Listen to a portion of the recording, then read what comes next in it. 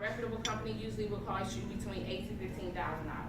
You want to go with someone who's sharp certified. You do not want to go with someone who says, I like doing HR. That's not going to work. The handbook can, if you have someone who's really savvy, it can become a legal document. So you want to make sure it's done correctly, and you want to make sure they sign off on it. Start with the employee handbook. The other thing is job descriptions.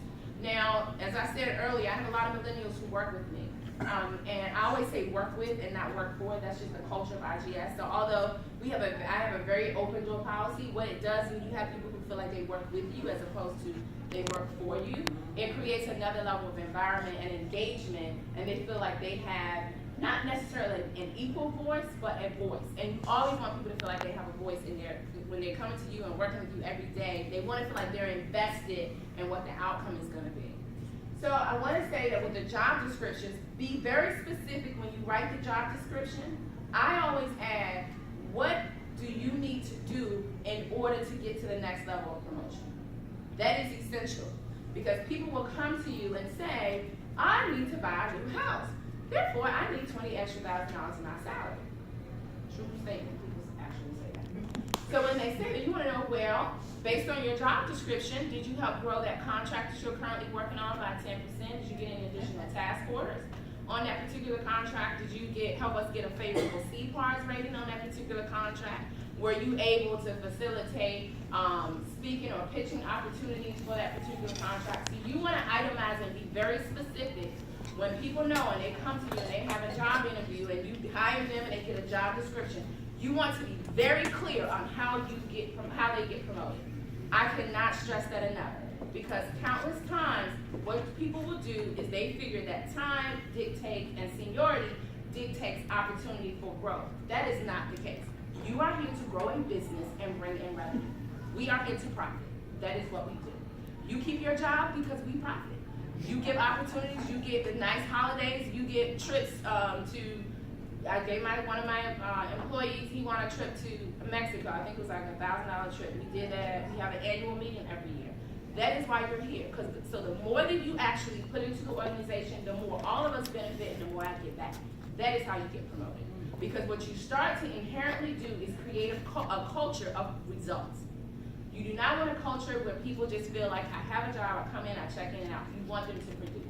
So when you set it up in the job description that this is how you get promoted, what you instinctively do is you tell them that you are here to produce results. So everything they do is based on how am I going to bring business, revenue, growth to the company. That is the goal. At IGS, we always say your job is to either get a contract, help us keep a contract, or help us grow a contract. You help us get one, you get pitching opportunities for us to come and present.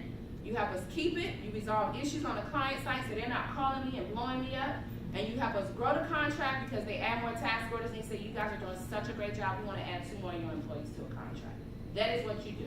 And you want to set that tone in the beginning because you don't have slackers and you don't have people who are not pulling their weight. Of how they can be fiscally responsible. So if you're ordering extra supplies, we have a budget of $200. Everyone has a budget at the company. If the person who's the office manager at IGS, they have a budget. So you can knock over $1,500 a year, that's your budget for supplies.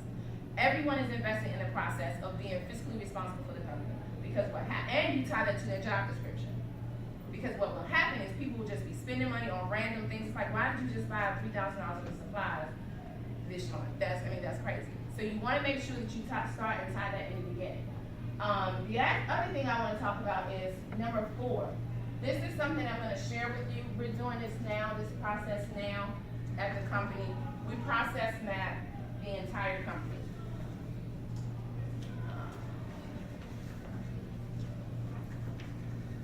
So with the process map, I literally outline every single, from the beginning to the end, what goes on within the company. I'm going to share with you. So we have, on the process map, we have everything from how you manage the office. We have everything from the legal documents. This is all on SharePoint, so you can actually download these documents online. So what that prevents is people from calling you and asking you questions. Because the one thing as a CEO, especially with a growing business, people will say, well, where do I find this? And how do I do the printer? How do I sort mail? You don't want to, because you go to the SharePoint document. This here is all the operations for the company in detail. So if anyone comes in the company and I'm not there or someone can't find something, they can look on SharePoint and they can find everything that they need. You want to set the company up first correctly, because what that does is it makes the company scalable. I remember I went to this seminar before, and this one of the keynotes said, he said, people don't buy businesses, they buy processes. So we process everything in our company. The worst thing you can possibly do is have a company that's unorganized and people are just running around and can't find anything. We've done that. We started off that way in the first 4 to 5 years. It was horrible, because you would have documents that you would have over and over. You're like, I know I've seen that document. Where is that document?